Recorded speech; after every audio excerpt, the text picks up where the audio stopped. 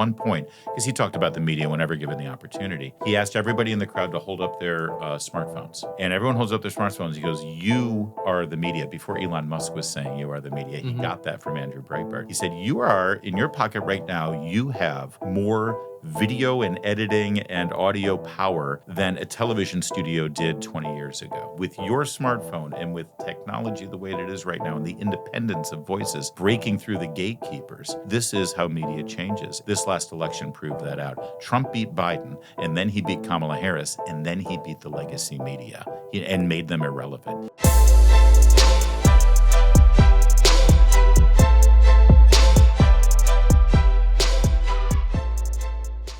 Thank you so much for tuning into the Signal Sitdown, but before we get to the interview, we'd love it if you'd hit that like and subscribe button on YouTube, Spotify, or wherever you may be joining us. And please remember to give us a 5-star review because we love your feedback. Remember, it's your government, and together we'll expose how it really works and how to affect real change. Without further ado, here's the interview. Larry O'Connor, welcome to the Signal Sitdown. You can't fool me. Congress is in recess. The Senate's all confirming a bunch of people. You had no one. You're I got nobody. There's no congressman. Like, none of the 435 will come by. I will be forthcoming with the audience. We did move this interview up. Because you were desperate. And, well, when the ICE director has to move the interview, you have to move the interview. Yeah. So I made a call. I made a call to a guy that I thought I could trust. You can always count on to not reveal this to the audience, to come on the show this week. You got to keep it real, Devin. I've been telling you. Don't stop with the facade. Let everybody know what's going on. Let my hair down a little bit more. Yeah. Listen, the reason that you're on the show today is we're going to be talking about Russiagate. Good. All the things that we have learned from DNI Tulsi Gabbard. But before we... Oh, I'm sorry, Brett. I was told that was a nothing burger. Yeah. There's nothing new here. There's nothing new here. Yeah. Kristen Welker, my superior in MSNBC. Is right. There's nothing new here, but also President Barack Obama needs to comment on it. Right, exactly. Breaking news. That he talks about nothing except NCAA bracketology and this. But there's nothing new here. Yes. He's going to give us another score update for the New York Liberty or something.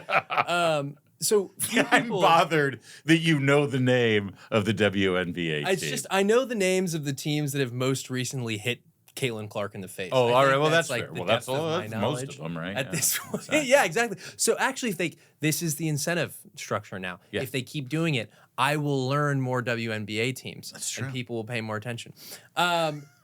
So few people I know in the punditry class in Washington, D.C. That word. I know. You're not going to like that word, but it's true. Pundit. What do you want me to call you, a journalist instead?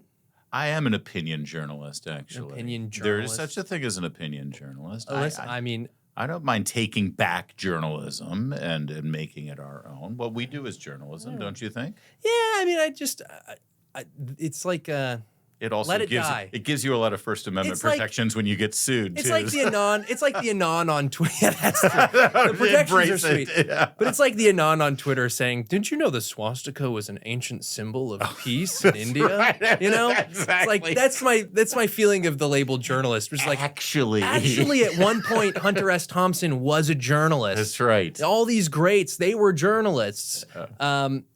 Yeah, but now I have to... That's a fair point. Now I have to combat with, go to war with Nicole Hannah-Jones. I just feel, that's fair. I just feel like pundits are like, Steve Hayes and Bill Kristol and like people who their job is to show up and give an opinion that's almost always wrong.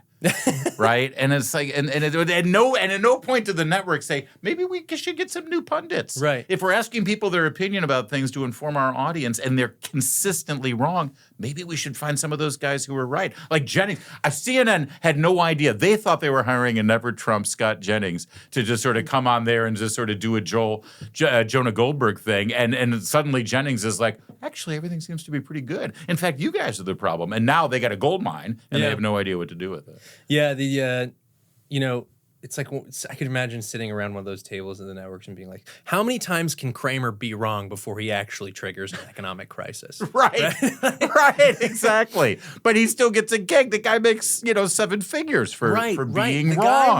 The guy makes enough to make up his losses in the stock market every year. But all right, I threw you off. No, few pundit. People. Yeah, you're a pundit, and few people in the DC pundit class have existed at this nexus of Hollywood and entertainment and politics. You really stand out in my mind. Born and raised in Detroit. Right. And then you have a full-on career in entertainment before you become friends with Andrew Breitbart and your world completely changes. That's exactly what happened. And, and I think David Marcus he's a columnist and a writer and a brilliant dude, but he doesn't do a whole lot of commentary outside of his columns. But he's the only one that I know of who has roots in theater as well. He worked in New York. And I worked in New York for a little while, but then in L.A., not in the creative side of it, although it's impossible to work in that business without being affected by and sort of inspired by creative types. But I was in management for Broadway shows, for Broadway theaters and shows. And then I met – you're right. That's exactly what happened is Andrew Breitbart sort of upended my world. I started – so I'm listening to the Dennis Miller podcast. Dennis Miller is a hero. He's amazing. He's brilliant and hilarious. And he had a national radio show. He had Andrew Breitbart on. And this was it was right after the election of 2008. All right. And really, Andrew's got his website, but it's just like news wires. It's not an opinion site or anything. And he's still working with Matt Drudge on the Drudge Report, like 3 Matt Drudges ago, back when he was, whatever's going on now, I couldn't tell you. And so Andrew's talking about how he's about to start a new website. Because people don't know this, or they know it, but they've forgotten. Arianna Huffington, 3 Arianna Huffingtons ago as well, she was sort of a quasi-conservative. She was like, a bit of a dilettante with Newt Gingrich back in the 90s and stuff. And she had a conservative column. Right. She's like, back then she was where Barry Weiss is now. That's probably a fair comment. Although I would say she was even more conservative politically than Barry Weiss. Yeah, yes. Yeah. So we'll see what the next 2 iterations are. Exactly. And so she gets funding for a new website called Huffington Post. And the idea and concept behind it was it was balanced. It was going to be people on the right, people on the left, people in the entertainment business, people in big tech, whatever. And then it almost immediately became a radical left-wing George Clooney, people in Hollywood writing their opinions that we don't really give a crap about. Andrew, though, was hired by Arianna. They knew each other. And he was hired to sort of help create this website and make it successful because he had his experience with the Drudge Report. I think he lasted 6 months, and he realized, I don't want any part of this. I thought that there were going to be conservative voices and stuff. So then he leaves. And I hear him in this interview with Dennis Miller talking about how he's going to now do what he hoped to do with Arianna, which was to start a right-of-center blog for people in the entertainment business who aren't liberal, basically, and they could have a voice. And I hear this, and I had been working in the theater business. I'm right of center. I grew up in Orange County, California, when Ronald Reagan was president. Mm-hmm. I mean, Bob Dornan was my congressman. B1 Bob Dornan. Yeah. I mean, it was very Republican. So of course, very different Orange County. Very different Orange County. Although it's still sort of the last bastion, I think. Huntington Beach, California. Is still. I mean, I'm from Yorba Linda, right? So yeah, it's just like where the Nixon Library is. Absolutely. I love Yorba Linda. Which is why my whole office, as you just saw, is decked out in Nixon. It's a little disturbing.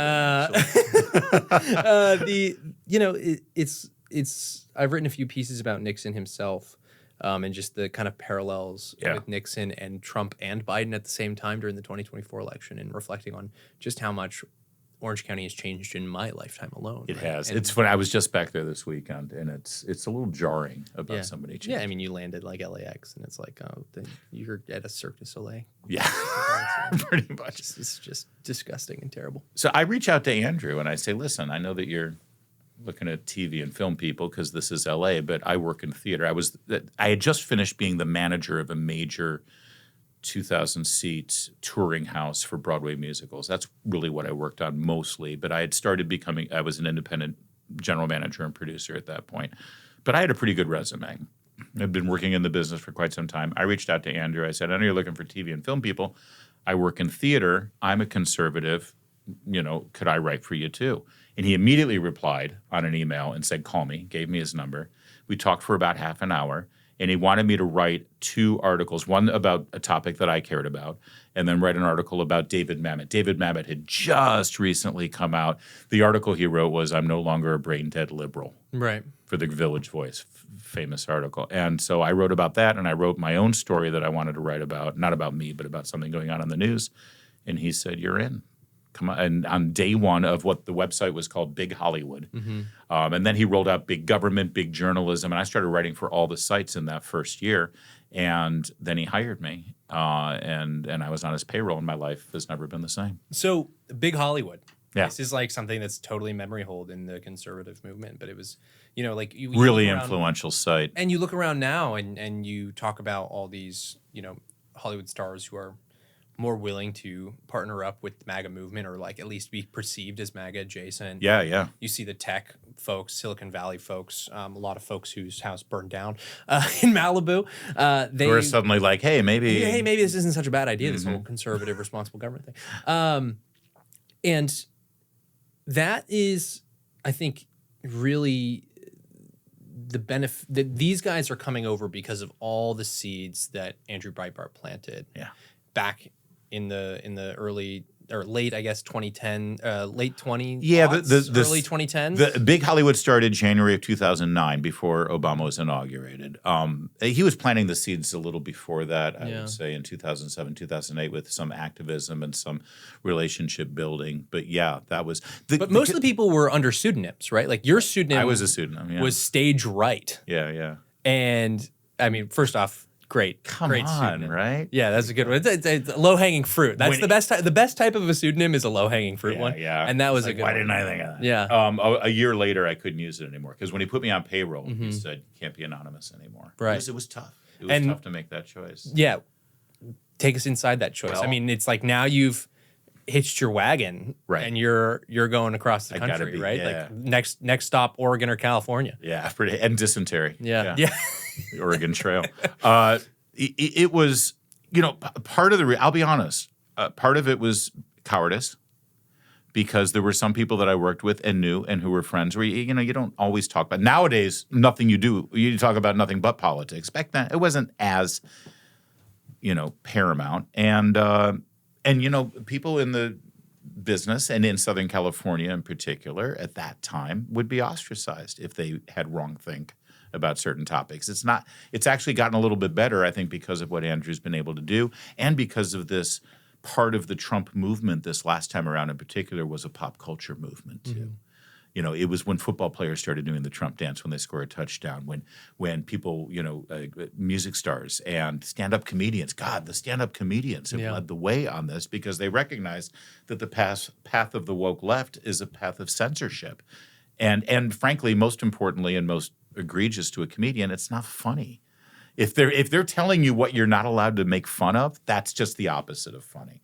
And so that sort of became this pop culture shift with Trump this last time around that Andrew absolutely laid the groundwork for. But at the time, it wasn't happening. And understand, everyone says, it's because of Trump. It's because of... No, this was when Bush was president.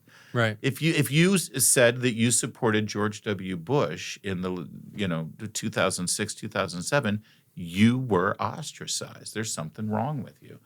And so the part of it was that. The other part was that I still had contracts. I was working for people. I was making money as a manager of shows or theaters at the time. And I would represent, a general manager in the theater business, basically a producer hires them to run the show for them. Mm-hmm. So I represent that guy or that woman.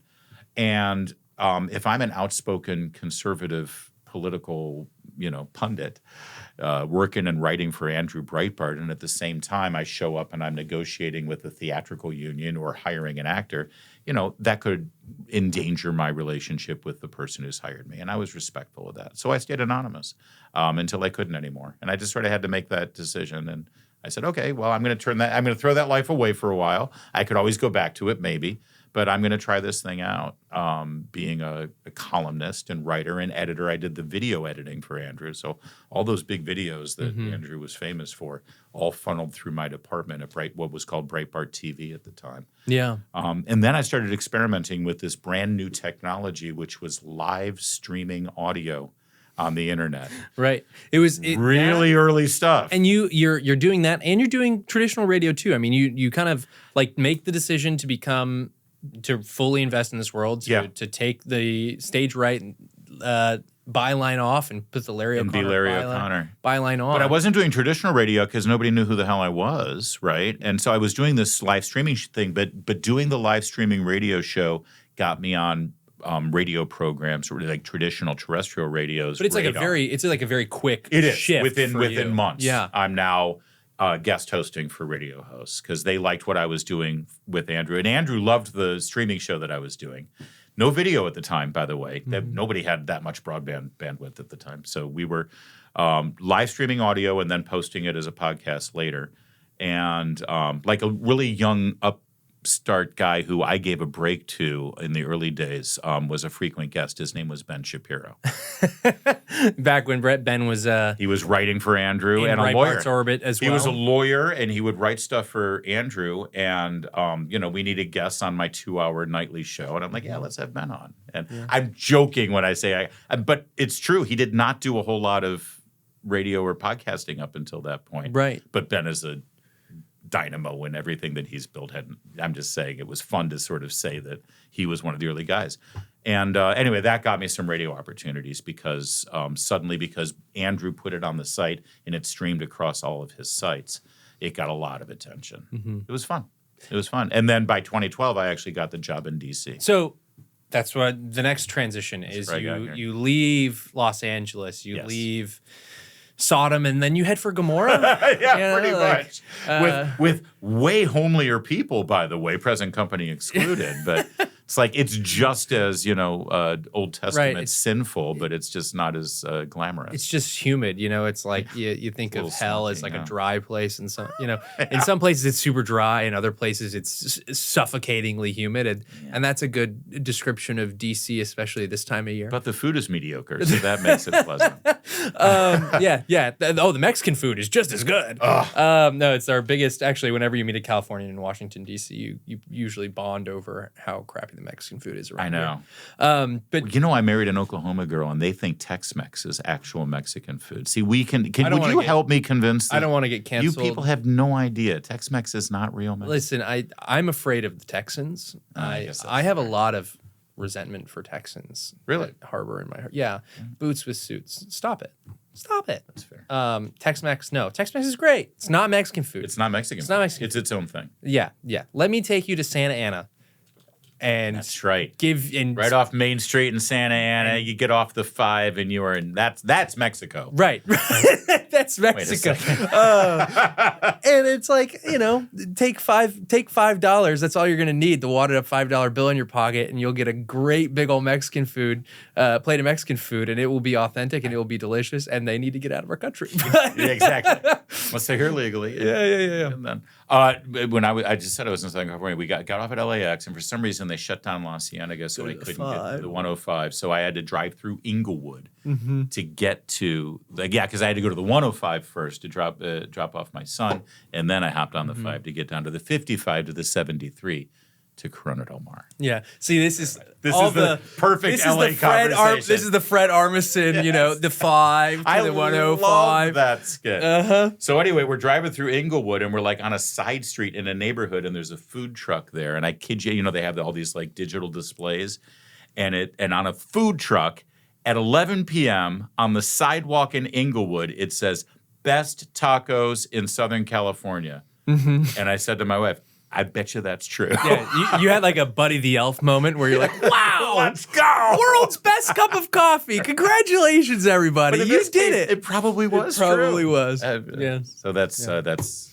we've gone a little this is what happens with you, Devlin. Your podcast, you weave, you take me around. Well, as Trump says, stable geniuses, they do the weave. They bring it all back together so beautifully. I did. I moved, but it was because I wanted to work in terrestrial radio. And so I got WMAL in Washington, D.C. It is, for those of you who don't live in Washington, it's like the most important and powerful talk radio station in this country because it's in D.C. And D.C. is a top 10 market, and WMAL just dominates. It's like most cities have a couple of talk radio stations. And can I just add something on this? WMAL. Like the people driving around LA and New York, like they're normal people, so they're listening to music. Right. But like, Well, now KFI does some pretty good stuff there. Their talk radio station. Yeah, but it's not. but when you think of LA and New York folks, they're listening to music in the Yes. car. In DC, I think all the joy has been sapped from their souls, and so they don't listen to music. They find no joy, Dude. in the human things, and so we're all like driving around like psychopaths. Like I hardly listen to music in the car anymore too. I'm this way. You listen to news and I listen to politics. news and politics and the radio and Yeah. podcasts, and like that's it, man. Especially Either that or I'm that. driving in silence. Yeah, no, you're Because right. that's much needed sometimes. We know this. Nielsen breaks down the ratings and they break down the demographics and everything, and you can see where those stations rank. For men 35 and over in Washington, D.C., the top 3 radio stations are all 3 of them news and talk and politics and analysis. That's unheard of. This city is stupid. Yeah. It's broken. But God bless them. They're our audience, so we Yeah. love them. So I got, and also the offer came a few months after Andrew died. Andrew died in March 1st, 2012. And it was an incredibly jarring experience in my life. He became a friend. We were friends, and we worked together. Everybody who worked with Andrew was a friend. And so, you lose a friend, you lose a brother, you lose the best boss you'll ever have, and you lose this guiding light who is changing the world in media and in politics, and he's just ripped from us at a moment's notice. And I think when I had the opportunity for a change of scenery and a change of lifestyle, it was like, yeah, I need this in my life. I need to get out of here because everywhere I look reminds me of Andrew. So that was another reason why everything sort of fit. And I've been here ever since. Yeah. And a little bit more about the Beltway radio market. Yeah. I mean, it's not the same as a lot of these syndicated guys who are scattered throughout the country and they have their radio show blasted out to everybody from coast to coast. Yeah. But like every morning, like you can count on a bunch of members of Congress listening to your radio station. Yeah, it's weird. And you know them. Yeah. And they call you. Yeah. And it's like It's like totally it's just wacko. It's It just is. like totally not at all how this industry is supposed to work. And DC is the only place probably in the world Yeah. where it works like this. It is super weird. I'll never forget, like in my first year on the air, we would go to a commercial break and then our hotline would, because everyone in town knows our guest line because Right. they're guests, right? And so a line would light up and it was a senator who was listening, who wanted to talk to me. I'm like, what the hell did I say wrong? Right. But he wanted to add more to the interview that I had just done and give me more information and more context. And then like a week later, I'll never forget, I'm interviewing, I think it was Reince Priebus, the chairman of the RNC at the time. I'm interviewing him, the segment's over, and then the phone rings, and my producer says, Larry, Mark Levin's on the phone for you. Like, oh, crap, now what have I done? And Mark's like, Larry, you're doing a great job. But let me tell you about something about that guy you were just interviewing. He was wrong about this. And I'm like, Mark, do you want to come on the air and say this? This would be great. He goes, no, I'll talk about it tonight. All right, love you, bye. I was like, what is happening? But that is very normal. That happens on a regular basis. Right. And then when if I am on Capitol Hill for one reason or another, it's weird when congressmen say, hey, you were great this morning. Good talking. And Jim Jordan listens all the time. And that still freaks me out because he's like Jim Jordan, So. Yeah, exactly. Like here he is like, hauling university presidents in front of Congress. Right, He's exactly. listening to your show every morning, and you never know when you're going to get one of those calls or how these people are going to react. It's surreal, man. And there's no, it's like you're hosting it's like you're hosting like a conservative working group conference meeting across the street on Capitol Hill, but it's broadcast to the world and it's predominantly focused on media. It is. Yeah. Although when we talk policy, it's interesting. We get a lot of guests who really want to talk policy because they know it's like, when we're booking guests and when we're like pitching the show and to our advertisers as well, oftentimes we do what a lot of radio stations do, which is like we've got this big audience and this is the demographics and they live in Loudoun County and they live in Fairfax and their annual salary is averaging out this, and oftentimes they're like, no, I'm only worried about 50 people who are listening, and they all work in this building right over here. Right. They're either staffers or they're legislative directors for, a handful of senators whose votes they need. And it really does get that narrow for them. But they know that they're listening, and that gives us a lot of influence. And it's kind of fun. It's also kind of daunting. Yeah. And, going back to Andrew, I mean, Andrew saw this media landscape coming because he saw he helped make it happen. Yeah, he saw the success that Rush was having. He saw how the internet could fundamentally change the game here. And now we're living in this, I mean, it's just like a world that he created, you know, both on the media side and on the politics side. On the media side, this rise of the independent media or the rise of I think independent media is the wrong term, the authentic media, right? Like, I'm not independent, I'm conservative. Right. And I'm okay saying that out loud. And more people are now feeling okay telling their audience all about their biases. Yeah. And saying, you know, I'm going to try to do the other side justice here and talk to other people. I won't lie, and I'm not going to be unfair. But I'm not going to act like I don't have any principles. Thank you. And I'm going to sit here and I'm going to know that that I have these principles, and I'm not going to ignore them. I know for a fact you did not read my book, but because you just gave me the copy. But like my second or third chapter is the name of the chapter is The Myth of Objectivity. Yeah. And I begin it with an anecdote with Andrew Breitbart. And the story goes, you know, I was in charge of Breitbart TV. And so we would pull, this is before people were, you know, we had Twitter, but Twitter wasn't handling video at the time. Mm-hmm. And it was really our site, Hot Air, and Real Clear Politics that would aggregate videos of things that happened on cable news, or maybe you grabbed it off C-SPAN from a committee hearing.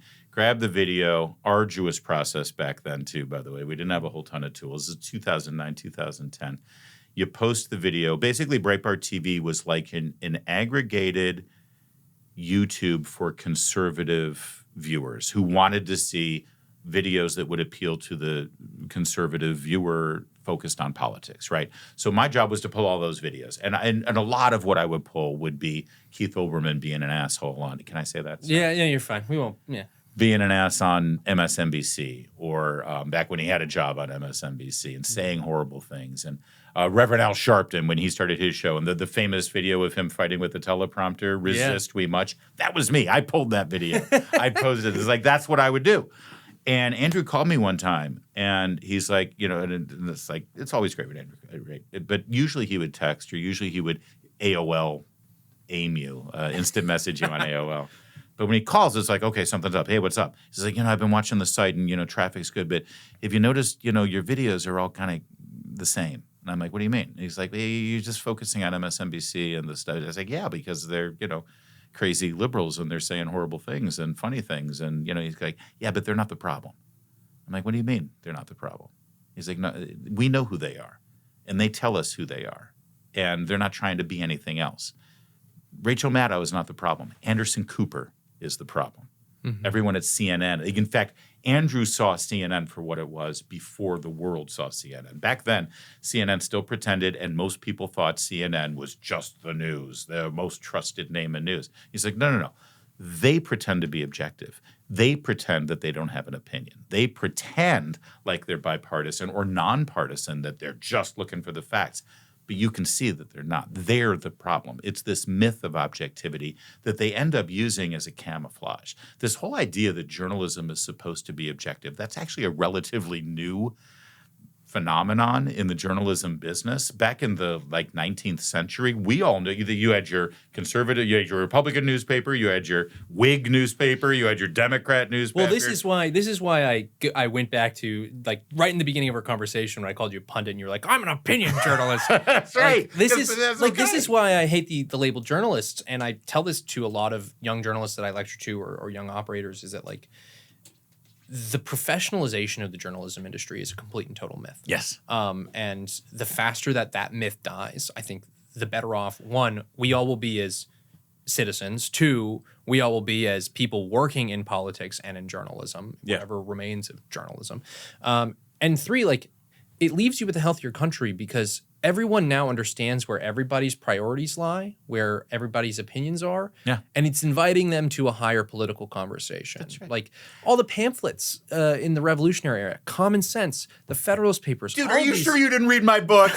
Okay, well then That's like you're ripping it right from my book. You're right. I think you came to one of my presentations that and then you ripped it off, and then you wrote a book about it. Thomas Paine was the original blogger. He had a printing press in his barn. He didn't have a laptop, but it was the same thing. And an anonymous blogger, by the way. Yes, it's exactly right. And all this stuff, you know, invited people into a much higher political conversation than the types of political conversations we're having right now. That's right. And well, at least the ones that are going on the round table at cable news after they interview a professional. 100%, 100%. And this is the type of media environment that actually would be beneficial. Like, I think the era of the partisan press, when you know that the Democrat Republican is slapped on the label, or the Federalist was slapped on the label, you know what opinion you're getting. Yes. And it would just be better if we actually renamed CNN the Clinton News Network. And it would be better to rename all of these, pseudo-objective, or the Wall Street Journal. Maybe we don't change the name of that one. I think that's pretty on the nose. It is on the nose. Right? Like, that's the only accurate one. But like the New York Times, right. it's like the Mamdani campaign. We just rename it to that. And here's the beauty of all of that.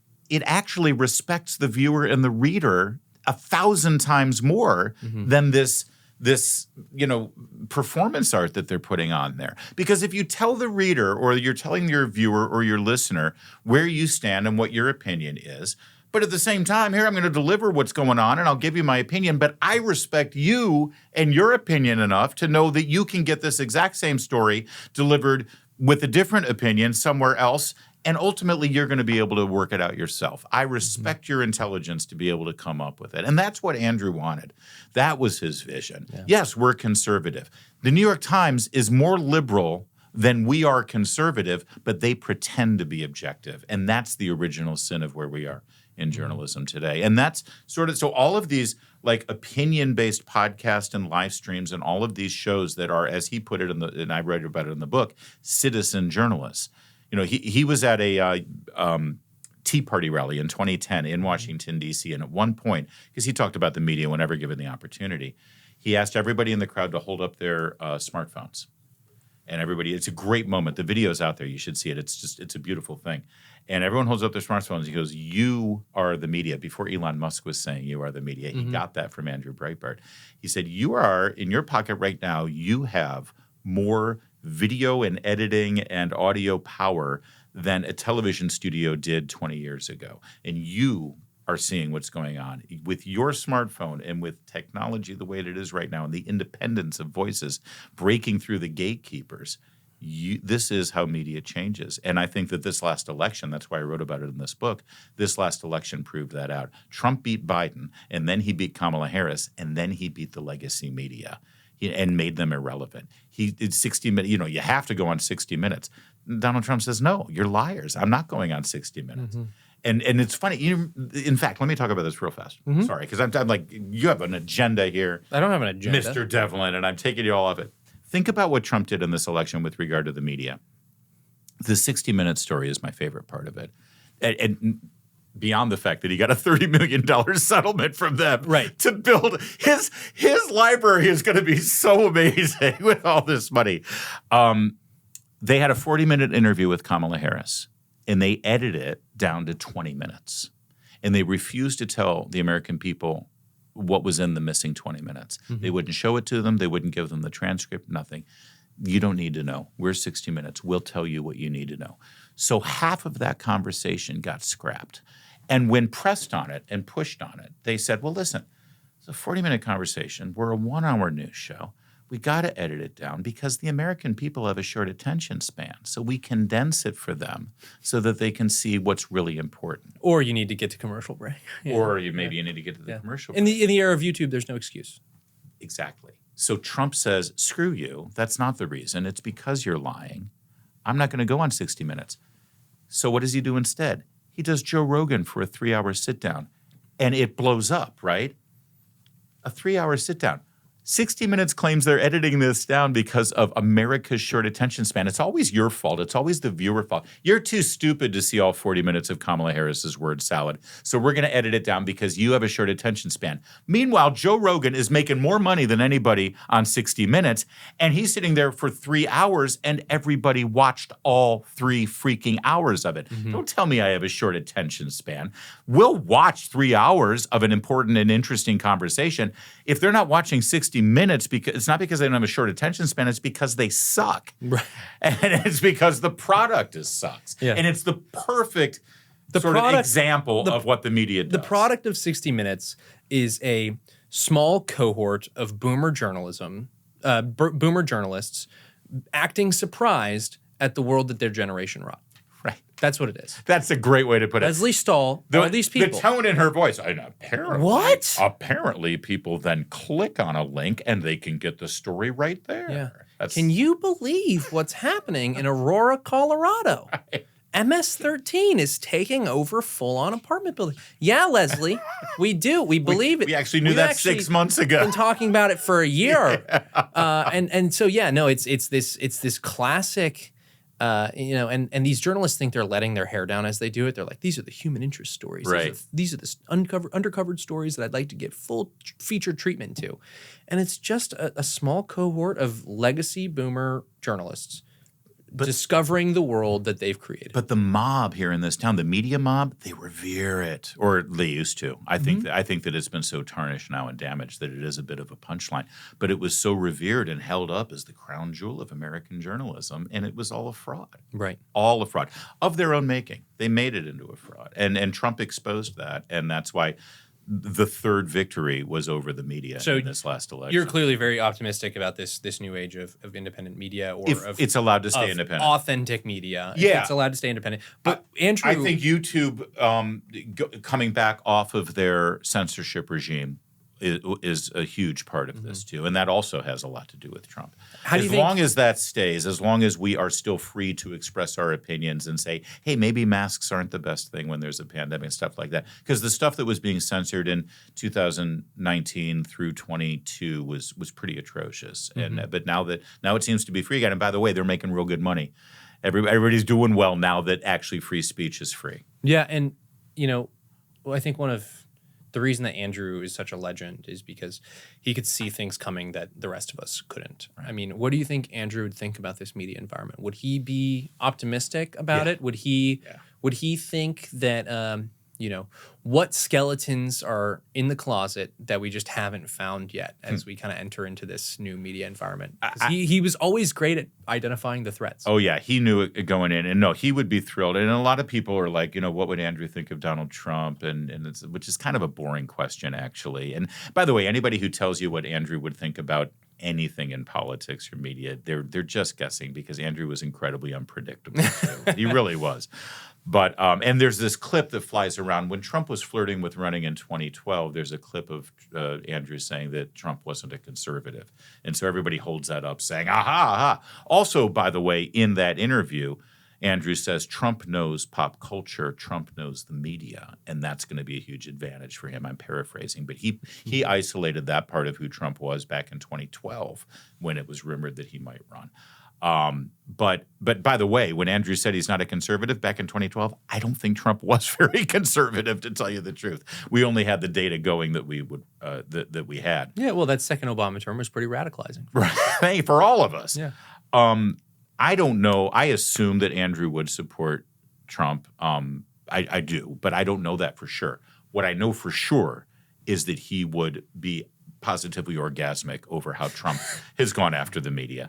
The no-holds-barred attack on the media, the invention of fake news as a description for these networks, to not act like you have to kowtow to them and actually call them on their bull is fantastic. And he would be thrilled with what's happened now, and the democratization of the media landscape, the platforms. And, everyone talks down the algorithms and they get all and I don't like how the algorithms operate when they screw with them and they sort of tinker them so it goes counterintuitive to how humans behave.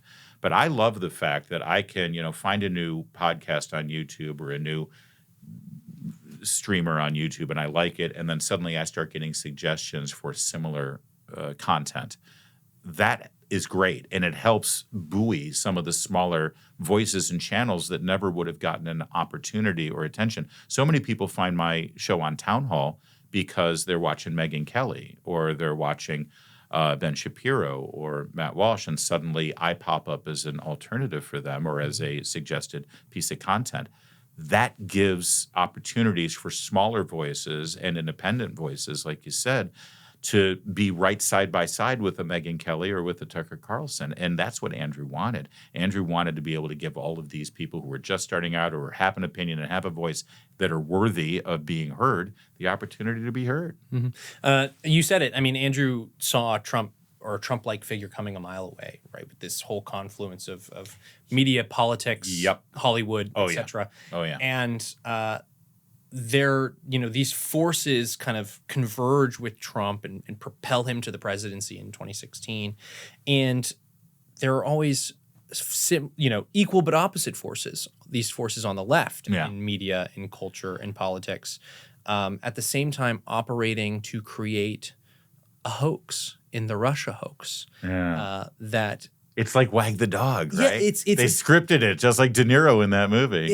And it's a perfect confluence of the exact same forces that propelled Trump to the presidency. Well, now those same forces are trying to destroy him and take down his presidency. I mean, if you look at, the fact that it's Russia, Cold War era, Red Dawn. That's right. Time to bring him out of retirement. Let's go. That's right. They're not useful to us anymore. It's a Rocky movie, actually, when you think about it. Hillary Clinton is Rocky and Trump is, what is it? Igor? And then the Hollywood sex scandals. Boy, that sells. Yeah. Let's throw some prostitutes in there in a Moscow bed. So what are the natures of the allegations in the Steele dossier? Like, straight out of TMZ. Perfect for TMZ. Every single, the spy. And by the way, all of the elements of this story is just like the equal but opposite reaction to the forces that brought Trump to the presidency. Yeah. And now this hoax has been completely exposed, blown wide open. Yeah. I mean, Tulsi Gabbard, that is how you do a rollout. Yeah, thank you. Of information like this. Madam Attorney General, please pay attention. What have we learned? Well, it is funny, and I think that's a great setup there, Mr. Devlin, if I may say. You've learned quite a bit from me. Well done. It's horrible that I did that. I apologize. What Andrew was able to observe in his adult life was politicians who were great politicians who figured out how to use the media and pop culture, right? You had Bill Clinton, famously playing the saxophone on Arsenio Hall, and suddenly that's a game changer, right? And Barack Obama understood, and he used social media. He did cocaine. He used allegedly. Maybe once or twice. He utilized social media too. What happened with Facebook in the 2008 election is absolutely legendary, and he was able to harness that too. But he figured that out. But the heart of it, he was a politician. Bill Clinton was a politician. They just figured out how to use the media and use pop culture. Trump was the opposite. Trump was a pop culture icon and a media superstar. People forget how big The Apprentice was. I mean, literally the #1 show in the country. For nearly a decade? Yes. And it must-see television and the spinoffs and just all of it. And even before that, he was a celebrity figure in Manhattan just as a developer and he was an iconic figure. So he was a media giant who figured out how to do politics. Mm-hmm. That's frankly more powerful, than a politician who can dabble in media. Right. And that's what Andrew was. This is the project that Hearst failed at. Yes, 100%. And so he knew that was happening. He knew it was coming. And I think that he knew that Trump had potential. Again, it was rumored that he might run. Back in, really it was in 2011, but it was for the 2012 race. So he had contemplated all of that, and he knew that having all of that know-how and those skills were going to be huge. And I think it's also one of the reasons why Trump had to be destroyed by the left, because he came from their world. He knew them. He understood them. And that's why they pulled out all the stops to try to stop him. This Clinton dossier was a script. It was a piece of fiction. It was scripted. And ironically, of course, as we're learning now, although it's funny, like all these things that we've learned from the rollout are the things that we sort of figured out, but it hadn't been validated with a paper trail. Mm-hmm. But Tulsi Gabbard declassifying this has validated it all with a paper trail. And what we've learned is that the people who were colluding with the Russians were the Clinton campaign. Hillary Clinton literally paid people. And some of that money that went to Fusion GPS and to Christopher Steele, the former MI6 agent, ended up being handed over to Russian oligarchs to pay for information that was fake and phony, but they put their name on it. And that's what the compromise that ended up in the Steele dossier. And you mentioned the tawdry sex stuff. There was really only one thing. It was the so-called P-tape, right? Yeah. That had the sex to it. But isn't it remarkable that of all the things in the Steele dossier and all of the things in the John Brennan's made-up intelligence community assessment, that James Comey picked that thing to brief Donald Trump on that day in early January before he was sworn in. James Comey decides, I need a private moment with the president-elect. I have to brief him on something that the Russians had. And he picked the P-tape to brief Trump on. Why that, of all things? And then, of course, the very next day, that's leaked to Jake Tapper and CNN. How did that get leaked? And why did that get leaked? It's all scripted. It was all planned. It was all choreographed. And I pray that people are convicted of crimes on this. And I think the next step, as this administration continues to push and Congress seems eager to potentially pull some people back from the Obama administration in front of Congress and ask them some pretty tough questions about it. I think that's the right There's really only one question. Why did you lie to me? Right. Because you sat in that same chair, John Brennan, and you told you lied. Right. You know, all sorts of potential ramifications could come from that. I mean, we've got perjury.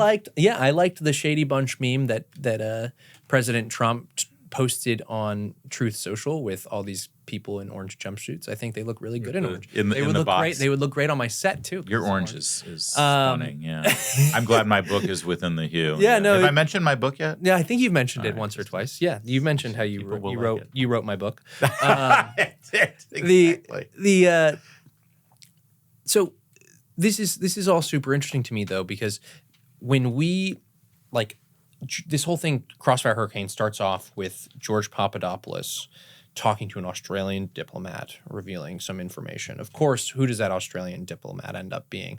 Oh, his name is Alex Downer. And when he was in a place of prominence in the Australian government, he used the Australian government to funnel $25 million towards the Clinton Foundation and its fight against AIDS.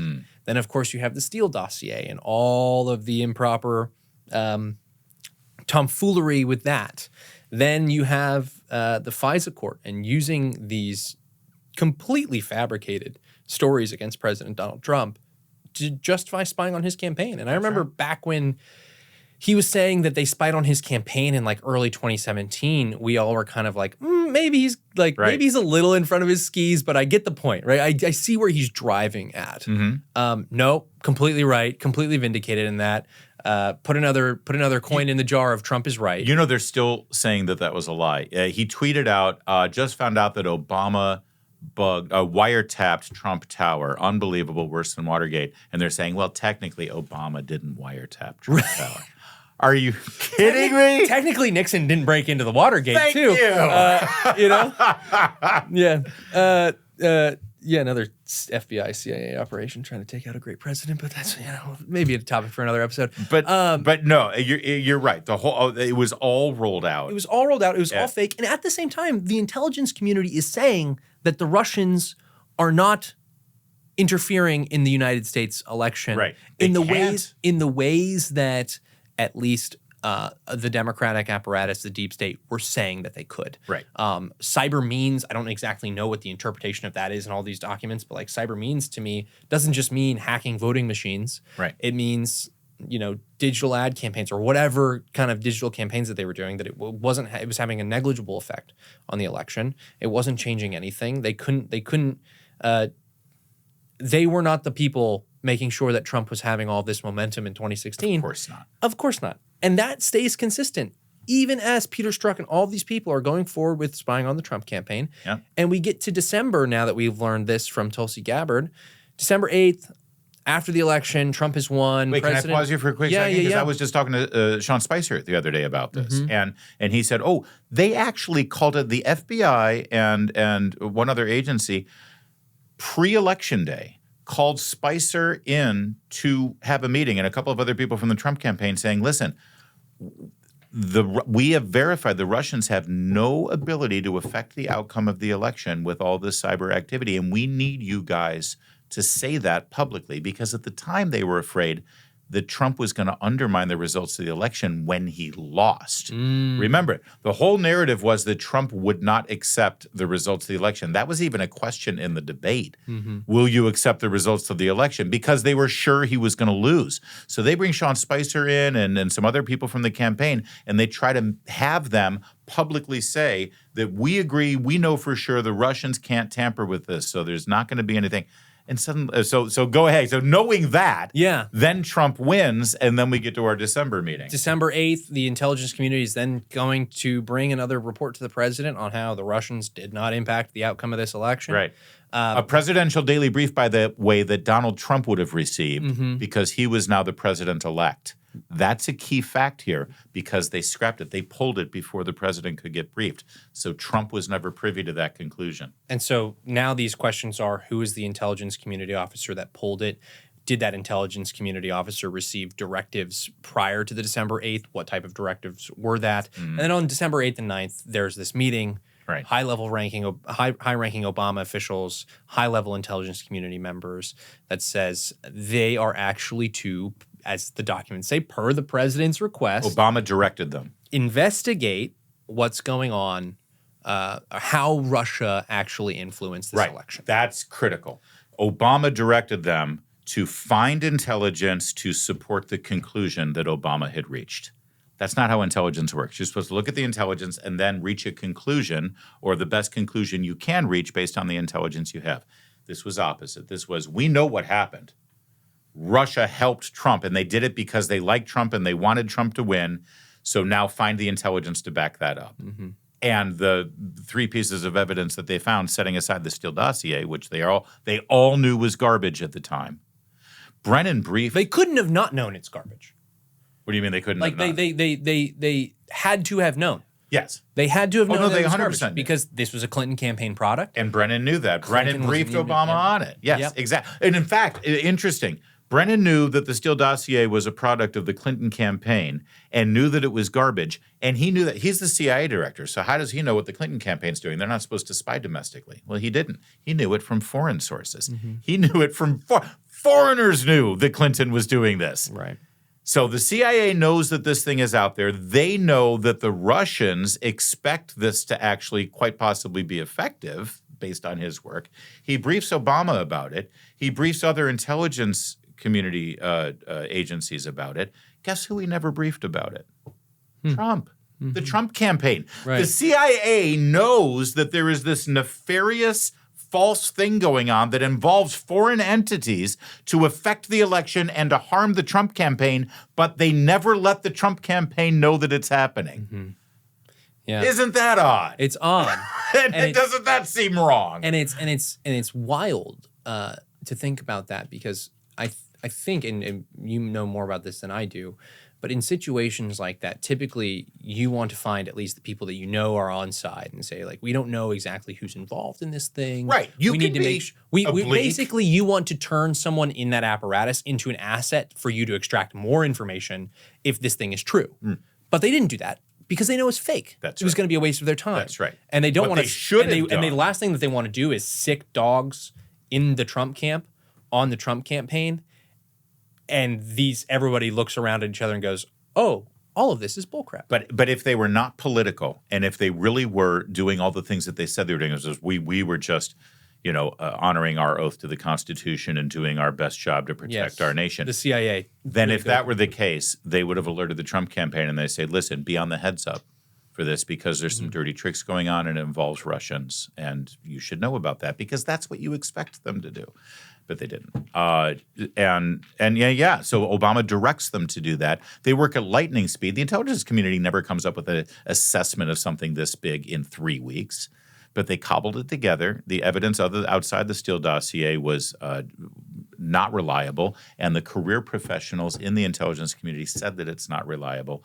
Brennan overrules them. In fact, my favorite quote in one of these emails that Director Gabbard has declassified was, a career professional saying that the Steele dossier is completely unverified. It looks like garbage. They've actually already proven some of the things were false in the Steele dossier, like the fact that Michael Cohen supposedly was in Czechoslovakia. He doesn't even have he doesn't have a valid passport or something like that. He hadn't left the country. So they knew some things were fake in it. They bring that to Brennan's attention, and Brennan replies and says, yeah, but it rings true, doesn't it? It rings true. Yeah, it sounds like it's probably right to me, John Brennan. That was the exact phrase that Brian Stelter used to describe Bob Woodward's book called Fury with President Trump. Do you remember that? Yeah. When he got called on all of the factual inaccuracies in that book. It rings true. Yes, because it feeds into my preconceived bias, and therefore we're going to use it. Right. And especially when the things, like the entire purpose of this exercise is to build the narrative. Right. To ensure that it actually does ring true. Right. You know? Oh, and a year later. If it cannot, the conclusion cannot ring true in any way, shape, or form if fundamental parts of the narrative construction are flawed. Right. It's impossible to actually make it ring true. You can be a little, you can make mistakes on the details. I'm sure I've made mistakes on this podcast about the details. Someone is 48 years old rather than 46 years old or whatever. That's not something that's essential to the narrative. Right. What's essential to the narrative is that Jane Doe and John Doe were at the same place at the same time on July 1st, and they did this thing. Yeah. And now they're both in jail because they robbed a bank or whatever. A year later, when Democrat voters in America were polled, and the question was, do you believe that Russia altered the outcome of the election to help Donald Trump? 66% of them said yes. That was the end result that they wanted. And to undermine the legitimacy of the president, and you've seen all the video montages of all of the pundits and the politicians and the news anchors saying Russia hacked the election, Russia hacked the election, Russia. What does that mean, Russia hacked the election? They planted that story. In fact, the day after Obama directed the intelligence community to create this document, it was leaked to NBC News, New York Times, and Washington Post. Why was that leaked? It was leaked because they wanted to start planting the seeds of the story that Donald Trump was an illegitimate president. It is one of the most nefarious things. And by the way, it is a crime. Everyone's like, oh, okay, it's really bad, but is it a crime? Well, first of all, our intelligence agencies, it is illegal to use our intelligence agencies for political purposes. Right there, that is a crime, all right, number one. But number two, Donald Trump had his civil rights violated. That is a crime. It is a law to violate somebody's civil rights. And if you go look at the law, go ahead and search it, Google it, Bing it, whatever, DuckGo it, whatever you use. But search for federal law violation of constitutional rights. It's on the statutes. And if you read it, one of the constitutional rights that you have, that every American has, that it is a crime to violate that right, it's the right to serve in public office when you are duly elected. You cannot be encumbered from, if you run for an office and you win that election, it is illegal to try to encumber your job performance, to try to get in the way of you performing your duties. That is exactly what they did. It's exactly what they intended to do. It is a crime. And and it was a conspiracy to commit that crime because there were more than two people involved in it. And in my opinion, the Mar-a-Lago raid continued the conspiracy because these documents that Tulsi Gabbard has declassified, many of them were included in those boxes, and that's why they raided his home. That's what I believe. I think that the evidence will support that, and hopefully we will actually get some of these conspirators. You know, conspiracy theories have gotten a bad name. Conspiracy theory is tossed around, and people say, oh, that's a conspiracy theory, which immediately means it's some wacky lie that could never be true. Conspiracy is a crime. It's a real thing. And if you have a theory that a conspiracy took place, technically that is a conspiracy theory. But in this case, it is it's not a theory, it's a fact. Right. The difference between conspiracy and conspiracy theory at this point is 6 months. And haven't we learned that by now with the Wuhan lab and everything else? So I think it's moving in the right direction, and I disagree with some of my colleagues who think there should be a special prosecutor. That would be a horrible idea. I think they should keep it in the hands of the Justice Department and let Kash Patel at the FBI continue to investigate it. So, and I mean, this is where he made his bones. I mean, he knows this story better than anyone. He was with Congressman Nunes, who is the chairman of the House Oversight? No, Intelligence Committee. Select Committee on Intelligence, and he was the lead counsel or chief of staff. Yes, thank you. And they were the ones, Kash Patel wrote the memo in 2018, way too long after the fact that Congress got these answers. Right. But leave that aside. When they did get the answers, they wrote this memo that showed how bad the abuses had been. Yeah. And when you point that out to people of the left, they will constantly tell you, well, like other assessments at the time from Congress say that the Russians did try to meddle in the 2016 election. Well, a lot of that goes back to what we didn't quite get to, which is the January 2017 intelligence assessment that was the product of what Obama had requested in early December of 2016. And that was used for all those other That was used. That was the source material. So Right. how far does the fruit of the poisonous tree reach? Yeah, exactly. That's the question. Yeah, everyone's pointing to the Senate committee that was co-chaired by Marco Rubio, by the way. Right. First of all, what they're saying Marco Rubio said in that assessment is not actually true, and he had his own addendum statement as well that was much more skeptical of the findings. However, the findings, yes, utilized that assessment as source material, which we now know is fruit of the poisonous tree. Also, there was a whole lot of other stuff that, it's like, well, they had all this information. No, they didn't. It's just been declassified. Even the Senate was not allowed to see a bunch of this stuff because Barack Obama claimed executive privilege on a ton of these things. So that it is, again, it's furtherance of the lie and the distortion to try to create this. The ultimate bottom line on all of this is the narrative was set that, number one, Russia successfully tampered with the election. Everyone's like, oh, well, of course they tried. Yes, of course they tried. We know they tried. We try in their elections too, by the way. Mm-hmm. So we, of course, set that aside. The narrative was that it worked, that they did it, that they succeeded, that Trump was president because of Russia. That's the narrative. And number two, they did it because they favored Donald Trump. There is, to this day, not one bit of evidence to support those two assertions. Not one. Period. End of story. But you said no special prosecutor. I don't think so. Keep it in the DOJ. Let Kash Patel, let him cook, baby. Well, let Kash cook. Okay. Keep it in the hands of the DOJ, though. Pam Bondi. A lot of people at this moment in time, as we're talking, would say, are we sure about that? Because of what's happened with the Epstein files. I hear you. I think that Pam Bondi deserves all the criticism in the world for her handling of the media and the rollout and all that stuff. I don't think it's horrible. What do you think happened there?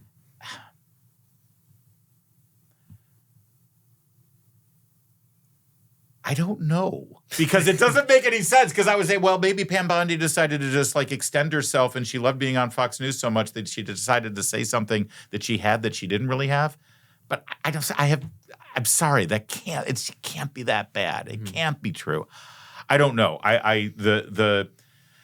The spectacle of the binders with the phase 1 documents out there and in the hands of some of those people that got those binders know the story very well. Jack Posobiec knows the story very well. They were very upset. Yeah. Yeah. Well, and that's the real original sin here, is that not only did they, do this big public display, but then pissed off the very people that you shouldn't piss off on this story. And they had every right to be upset because they were used for a photo op, and that was bull.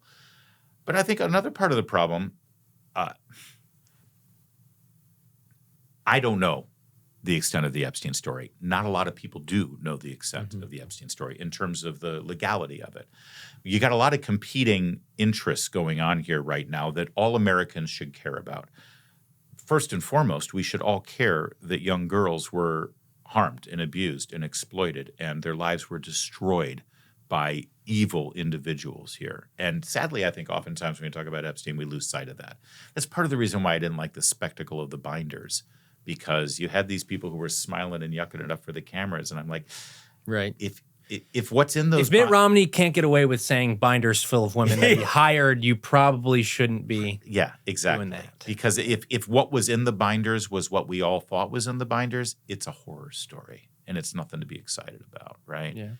And I think, again, that's partly because some people, I'm not talking about my friends because some of those people are my friends, but I think that there are some people who saw the Epstein story as a political weapon, and they used it as a political weapon. This is such a good point, and what I want to actually talk about. And because now it's being used as a political weapon. You see this I mean, day in and day out covering this issue on the radio in DC, you're probably getting some people calling into your show not too happy. Right. I mean, this is the political hot potato now. That's right. And we shouldn't lose sight of the fact that at the root of it are little girls' lives who were destroyed. That needs to be remembered. And by the way, that's why people are so passionate about it. Because, why has it become this hot potato? Oh, it's easy. Because it feeds into the notion that if you are rich enough and you are powerful enough and you have enough rich and powerful friends, you can literally do the very worst unimaginable thing and get away with it, and nothing will happen to you. And I'm not talking about Epstein at this point because he didn't get away with it ultimately, eventually, unless you're one of the Epstein suicide truthers who think that he's still alive, which I think is a fascinating rabbit hole to go down. I'm talking about all the people connected to him that it is alleged participated in these evil things. And if they can get away with it just because they're rich and powerful and connected, then the regular Joe in this country doesn't stand a chance. And sadly, we've seen way too many examples of very rich, very powerful, very connected people who have broken the law who do get away with it because they're connected to very powerful people. Hillary Clinton's the perfect example. Hillary Clinton's use of classified documents on a private email server violated federal law. She should have been prosecuted. She got away with it and came way too close to being president of the United States. Whereas a sailor on a submarine who takes a picture with her cell phone will go to jail for years if he does that. And you know that very well. My daughter's on a submarine. Yeah. She knows the rules. No cell phones when but that's what makes most Americans. No, Dad, you can't have a new picture. It makes us angry, but it also feeds into kind of a sense of hopelessness. It's like, what's the point of voting? Because so this adds to why it's a hot potato. Because now we've got a guy in office, and we've got a director, and frankly, a deputy director of the FBI. Dan Bongino made a name for himself. I mean, you can see the videos of him on his podcast saying, I know people who have told me that the Epstein files say this, this, and this, right? Now, either the Epstein files say this, this, and this, or those people who Dan Bongino trusted lied to him. Either way, we should know that it says this or this or this, or if it was a lie, Dan Bongino should be revealing who lied to him. Right? Yeah. And so it makes people so angry and so frustrated because we put our trust in these guys, and now they're acting the same way, and so it makes people feel hopeless. Then what's the point? So two options kind of lay in front of us. Yeah. If you wanted to go for alternative routes, special prosecutor, or special investigators or special investigations. Yeah. Is that an appealing route? Or recently, the Oversight Committee in the House, chaired by James Comer, voted to subpoena everything that they got on Epstein. Right. They have the power to do that. Yeah. And Comer, They don't have the power to release it. They don't have the power to release it, subpoena. but they have the power to subpoena it. And he has not yet sent that request. Yeah. He's dragging his feet on it. I think he's pretty thankful for August recess at the moment. What do you think? What do you think? you have to figure out what the end congressional game route? So I'm going to be really controversial here. Do you mind if I'm controversial for a moment on your podcast? You can go now ahead that we're and do about that. an hour into it. Yeah. I'm going to say something that might not be popular and a lot of people aren't considering, but I should. It's possible that when Dan Bongino and Kash Patel did that interview and they said, he did kill himself. The evidence supports that. And, we haven't seen anything more in the files and case closed. It's possible that that's true. I just want to throw it out there. I know that seems, but I trust the guys who are in office right now. And it might be weird if it is true. Think about this for a minute. We know that there are names connected to Jeffrey Epstein and to the island and to the airplane. But if there is not enough evidence to bring charges against somebody, then we shouldn't know their names. Because if their names are in those files and they're released and there's not enough evidence to convict them or even bring charges against them, but they're associated with them without that evidence, they're going to be presumed guilty until proven innocent in the mind of the public. And that's not how we operate in this country. So I know I'm cutting against the grain here on that. But I've got to think that if Dan Bongino, as deputy director of the FBI, had access to the Epstein files and all the stuff that he had heard was confirmed, he would have done something about it. I think this is this is my theory, which is a kind of a crowdsourced theory of the discourse in the past few weeks, as this has really become an issue for the administration. Yeah. Why has Trump turned and called it a hoax? This is what I think happened. Epstein is arrested. Can I pause for a second? Yeah.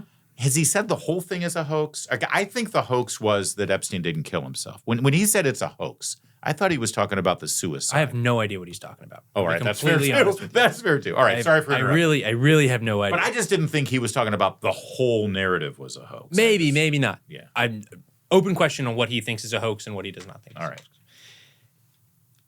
Epstein is arrested during the late stages of the Trump administration. First time around, Bill Barr is the attorney general. President Trump, he's sent to New York where he kills himself in his jail cell. This is the official narrative, at least. Then the Biden administration comes into power, and the Biden administration is really tasked with continuing on this investigation and figuring out exactly everything that went wrong. Finishing up prosecuting Ghislaine Maxwell as part of that effort as well, if I'm not mistaken. And I think they ran back the playbook on Russiagate. I think because they knew that President Donald Trump had known Jeffrey Epstein because he's a feature of New York high society, that intelligence operatives and investigators were told to spend a lot of time focusing on the ties between President Donald Trump and Jeffrey Epstein.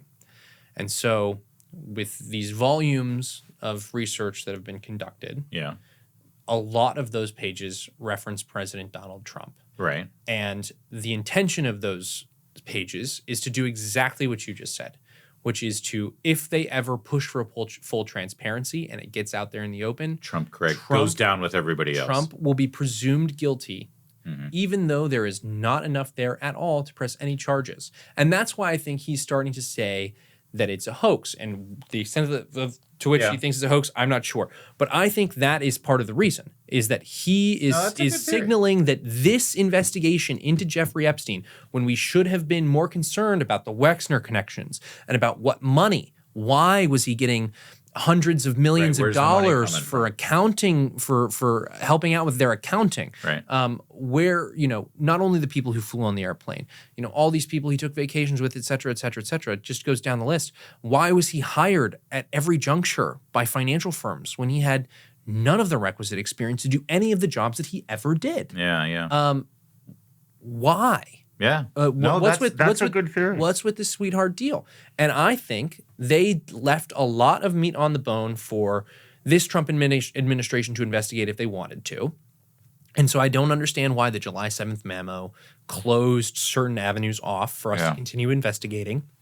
But I think that the Biden administration probably weaponized this against President Donald Trump. And the only reason that we didn't get that information leaked during the 2024 presidential campaign is because nothing's there. Yeah. This is the FBI of Peter Strzok. This is the FBI and CIA of the, Clapper, Brennan acolytes who were in charge during the Biden administration. And if they had that information, it would have gotten out. But they didn't. Nevertheless, an inordinate amount of those files have Donald Trump's name on it for no other reason than they wanted to try to get Donald Trump again. And so that's why we shouldn't close ourselves off to this thing. We should just be like, it's not a delay tactic. It's do everything that you can to get to the bottom of this terrible, terrible tragedy, because even if those people in the files, they don't have enough to actually charge them, and you're worried about destroying these people's lives for no good reason, hey, I'm not fully there. I understand the constitutional concerns for sure.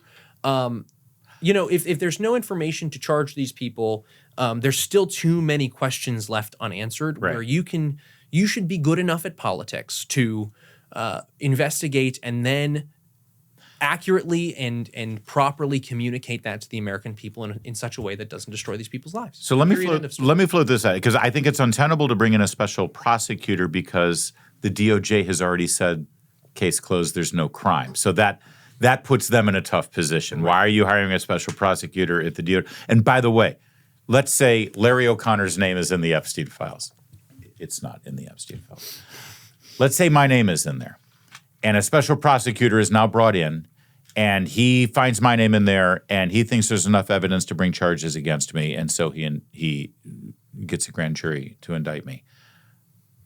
I have a document from the Justice Department with the FBI letterhead on it too, that I can hold up and present that as Exhibit A as my defense, saying, I'm sorry, Your Honor, I don't know what's going on here, because the Justice Department had all of this information. They looked at it. They had years to look at it. I've got a deputy director of FBI who was a bulldog on this story. I've got a director of FBI who was a bulldog on this story, and they produced this letter saying there's no crime here. So what's going on here? There's no new evidence. It's all the same evidence.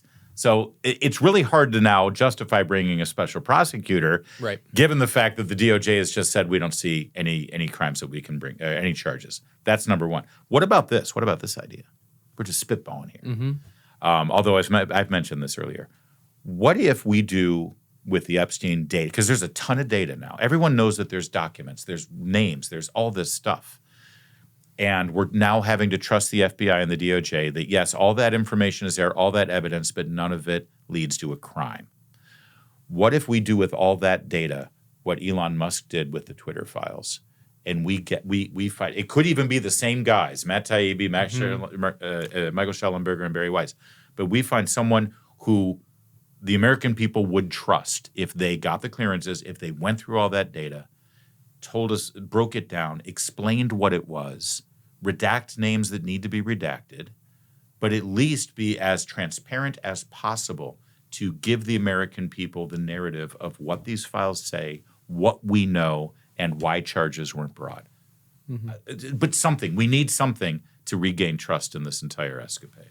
And you mentioned previously that if they're allowed to get away with it, it just means that the average Joe doesn't have a chance. That's right. I mean, that's why this is such a time bomb. Yeah, last question for you. I mean, what's riding on this? I feel like a lot of folks in this town are split on how important the Epstein files are to the American people. I tend to agree with you that this is a bigger issue than people in this town would care to admit. I think it feeds into the worst despair that the American voters have felt in the past, where we get energized, we get motivated, we raise money, we knock on doors, we elect people to do what they say they're going to do, and they don't. They turn around. This is a campaign promise, and we need to have more than we've been given right now on this.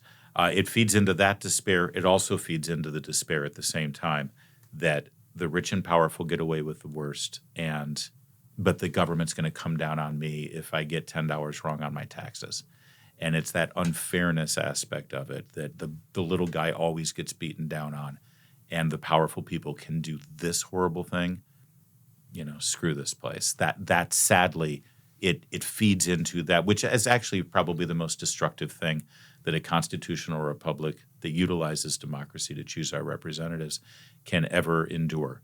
The hopelessness and the cynicism of the electorate, which I think got a breath of vitality back into it a couple of months ago when Donald Trump won that election against all odds. Even because think about it, they went after him.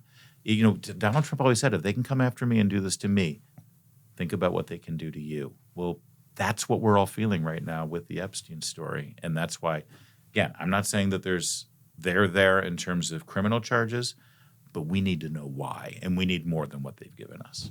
And the alternative to despair is radicalization. That is correct. And that is just as undesirable of That's an outcome. not our brand, Brad. Yeah, that's just as undesirable. Yet. Larry O'Connor, thank you for coming on the Signal Brother Brad, well done, sir. Nice job.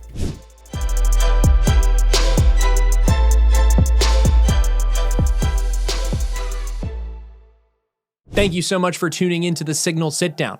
Before you go, be sure to hit like and subscribe on YouTube, Spotify, or wherever you may be joining us. And please remember to give us a 5-star review. We not only love your feedback, but it really does help the show. Remember, it's your government, and together we'll expose how it really works. See you next time.